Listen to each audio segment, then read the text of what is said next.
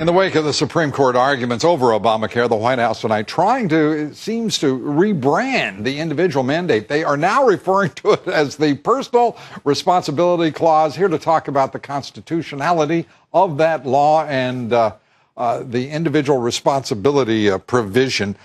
Judge Andrew Napolitano, great to have you with us. Thank you, Lou. Judge, I'm going to start. Were you thinking that about this time you'd be hearing the White House talk about personal responsibility, provisionally or otherwise? No, I didn't. Nor did I think that the White House can take out the sting from this unconstitutional law by giving it a different name. Well, it's an interesting stratagem, but what are your thoughts about this? The Commerce Clause, Obamacare itself, it looks like it all rides on the justice's determination within the Commerce Clause. A lot of us were surprised at the ferocity of Justice Kennedy's questions, the quickness with which he asked them, and the directness that with which he aimed them at the Solicitor General.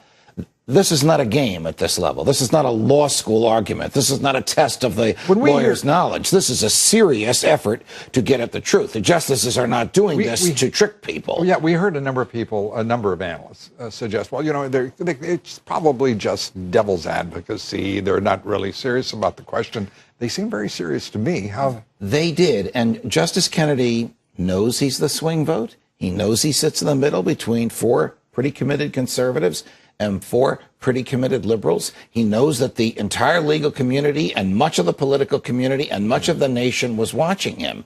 And he expressed very serious doubts about whether the Constitution authorizes the Congress to go as far as it went in this case. There seems to be if you will, a predilection toward rescuing, salvaging part of this law on the part of some of the justices if they were to throw out the individual mandate. Why? Well, because there's a general constitutional principle that what the Congress does is presumed to be valid, lawful, and constitutional.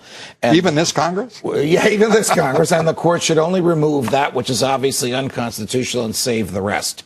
But this statute might not be rational. It might not make sense without the individual mandate in there. Could some of the things about the creation of this law come back and reduce the court's instinct, as you say, to salvage, to rescue some of this? For example, the Speaker of the House saying things like, you've got to pass this law in order to find out what's in it. Right. 2,800 pages. We heard Justice Scalia talk about the Eighth Amendment, cruel and unusual punishment, to even read it.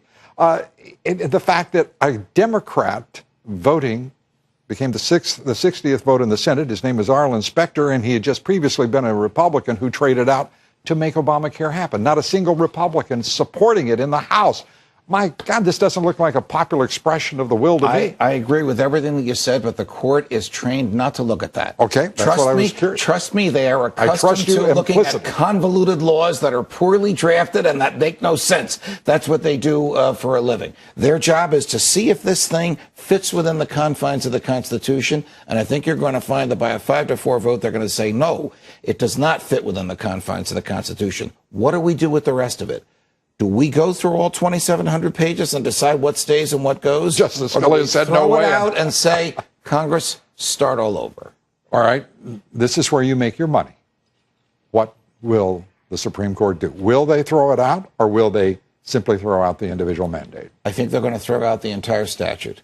The Congress had the option of saying in the statute, if you have to carve out anything, preserve the rest, called the severability option. Congress rejected that option. It was in one of the drafts, and they took it out before it went to the president for his signature. That signals to the court the whole thing rises or the whole thing falls. All right. And we have to wait till June to find out.